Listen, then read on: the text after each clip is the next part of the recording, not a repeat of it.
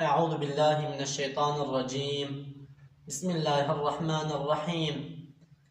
الحمد لله والصلاة والسلام على رسول الله وعلى آله وصحبه ومن والاه. أما بعد فيا عباد الله السلام عليكم ورحمة الله وبركاته. Yüce Allah'ın selamı, rahmeti ve bereketi hepimizin üzerine olsun. Bugün inşallah abdesti olmayan bir insana haram olan şeyleri konuşmaya, söylemeye çalışacağız. Öncelikle bir insan abdestsiz iken, abdesti olmadığı zaman namaz kılması haramdır.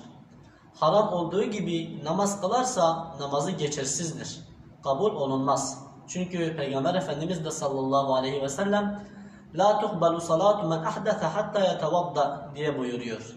Yani bir insan eğer abdesti yoksa, o insan abdest almayana kadar namaz kılarsa onun namazı geçersizdir, namazı kabul olunmaz.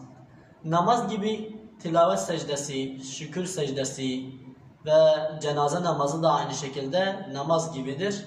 İnsan bunları da abdestsiz yapamaz. Yaptığı takdirde kabul olunamayacağı gibi haram da işlemiş olur. Abdestsiz insana haram olan şeylerin ikincisi ise Kabe'yi tavaf etmesidir. Bir insan abdestsiz bir şekilde Kabe'yi tavaf ederse o insan haram işlemiş olur. Yine Peygamber Efendimiz sallallahu aleyhi ve sellem "Et-tavafu bi menzileti salah illa ennallâhe kad ahelle fihin nutq." Yani diyor ki tavaf aynen namaz gibidir. Namaz nasıl abdestsiz olamıyorsa, abdest olmadan namaz kılmak haram olduğu gibi Kabe-i Muazzama da bu konuda namaz gibidir.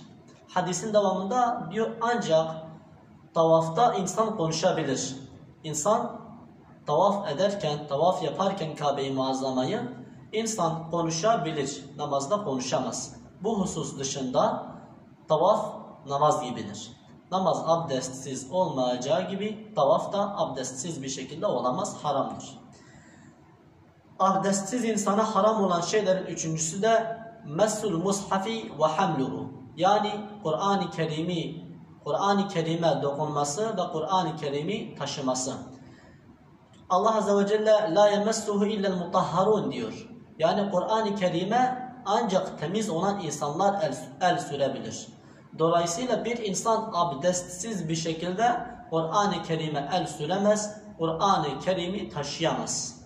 Böyle yaparsa o insan haram işlemiş olur. Ancak bir insan Kur'an-ı Kerim'e dokunmadan Kur'an-ı Kerim'i yüzüne okuyabilir veya insan ezberinde olan sureleri abdestsiz bir şekilde de okuyabilir. Bunda bir sakınca yoktur. Ve ahiru da'van elhamdülillahi rabbil alemin. Vesselamu aleyküm ve rahmetullahi ve berekatuhu.